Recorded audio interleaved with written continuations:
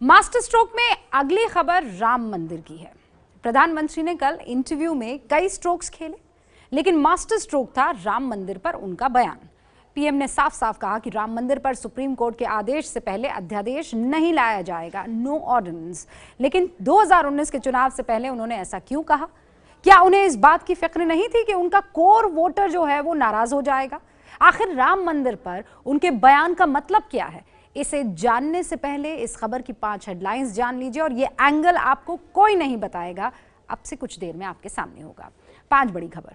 PM ने कहा था कोर्ट के फैसले से पहले राम मंदिर पर अध्यादेश नहीं। वीएचपी बोली हिंदू अनंत काल तक इंतजार नहीं कर सकता है। वीएचपी ने आज कहा कि मोदी सरकार को कोर्ट का फैसला आने से पहले ही कानून लाना चाहिए। प्रयागराज में संत नरेंद्र आचार्य का पोस्टर लगा, लिखा है मंदिर नहीं बना पाओगे तो आने वाली पीढ़ी को क्या मुंह दिखाओगे। प्रयागराज में कुंभ के दौरान 31 जनवरी को धर्म संसद होगी। साधु संतों के अगले कदम का इसमें ऐलान हो सकता है। शिवसेना का बीजेपी पर हमला, कहा पीएम मोदी के लिए भगवान राम कानून से बड़े नहीं हैं। मामला न्यायपालिका में है, उसको पूर्ण किया जाए।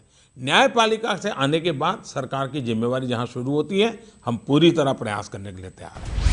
इसके बाद हंगामा होना था सो हुआ। वीएचपी ने ऐलान जंग कर दिया। सभी पहलुओं के समग्र चिंतन के बाद विश्व हिंदू परिषद का यह स्पष्ट मत है कि हिंदू समाज अनंत काल तक न्यायालय के निर्णय की प्रतीक्षा नहीं कर सकता। पीएम मोदी के इंटरव्यू के बाद ही साफ हो गया है कि साधु संत उनके बयान से नाराज हैं। पालनपुर का अधिवेशन जब भारतीय जनता पार्टी का हुआ था, तो भारतीय जनता पार्टी ने कहा था जब हमारी सत्ता में आएंगे हम, तो हम अध्यादेश लाकर कानून बना करके राम मंदिर पर अपना स्पष्ट निर्णय देंगे। अब कौन सा कारण है जो प्रधानमंत्री जी इस बात को कह रहे हैं? प्रयागराज में स्वामी नरेंद्र आचार्य का ये पोस्टर भी बता रहा है कि साधु संतों को मोदी का बयान नहीं भाया। जिस तरीके से प्रधानमंत्री नरेंद्र मोदी ने बयान दिया है कि न्यायिक प्रक्रिया के बाद ही वो इस तरीके के विकल्पों पर विचार करेंगे, उससे इस तरीके के जो संत समाज हैं, संत समाज के लोग हैं, वो अपनी नाराजगी व्यक्त कर रहे हैं। और कहीं न कहीं 2019 के ठीक पहले कुंभ आध्यात्मिक के साथ साथ एक राजनीतिक अखाड़ा भी बन रहा है। अब नजर सुप्रीम कोर्ट पर है। 4 जनवरी को सुनवाई होगी। उसी दिन तय होगा कि सुनवाई नियमित होगी कि नहीं। सुनवाई नियमित हुई तो साधु संतों का गुस्सा कम हो सकता है। अगर ऐसा नहीं हुआ तो कुंभ से सरकार की मुश्किल बढ़नी तय है। तो प्रधानमंत्री के बयान से साधु संत खफा है तो शिवसेना जैसे सहयोगी दल निशाना साध रहे हैं। लेकिन सवाल यह है कि पीएम मोदी ने ऐसा कहा क्यों? क्या उन्हें इस बात का अंदाजा नहीं रहा होगा कि अध्यादेश ना लाने वाला बयान देते ही हिंदू संगठन उनसे नाराज होंगे? या मोदी ने यह बयान बहुत सोच समझ कर दिया है और एक तीर से बहुत सारे निशाने साधे हैं? कैसे? रिपोर्ट में देखिए।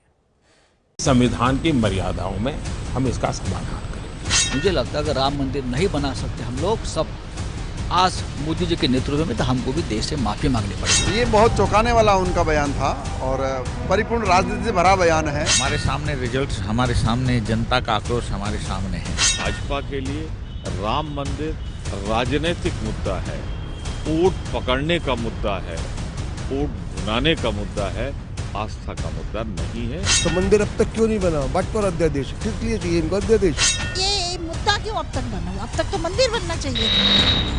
विपक्ष पीएम को घेर रहा है, सहयोगी निशाना साध रहे हैं, साधु संत खफा है और श्रद्धालु सवाल कर रहे हैं कि बीजेपी कोर्ट में मामला लंबित होने की दलील देकर जिम्मेदारी से बच नहीं सकती। पूरा जनमानस जो है इनको इसीलिए प्रधानमंत्री बनाया था कि कम से कम राम मंदिर और कश्मीर का वो अध्यादेश वो हटे। तो हमारा तो उपदेश यही है कि भाई राम मंदिर बने। उनका बयान दुर्भाग्यपूर्ण है। तो क्या प्रधानमंत्री जानते नहीं थे कि राम मंदिर पर इतना खरा बोलने से मुश्किल हो जाएगी? कि संविधान की मर्यादाओं में हम इसका समाधान करेंगे। क्या नरेंद्र मोदी ने जानबूझकर रणनीति के तहत राम मंदिर पर बयान दिया क्योंकि वो संघ को बताना चाहते थे कि सिर्फ अध्यादेश लाने से मंदिर नहीं बन सकता? क्या मोदी जताना चाहते थे कि उनके लिए सुप्रीम कोर्ट सर्वोपरि है और उसे दरकिनार नहीं कर सकते? क्या पीएम को लगता है कि 4 जनवरी से सुप्रीम कोर्ट में नियमित सुनवाई शुरू हो सकती है? क्या पीएम ने उन लोगों को शांत कर दिया जो कह रहे थे कि वो राम मंदिर पर चुप्पी साधे हुए हैं?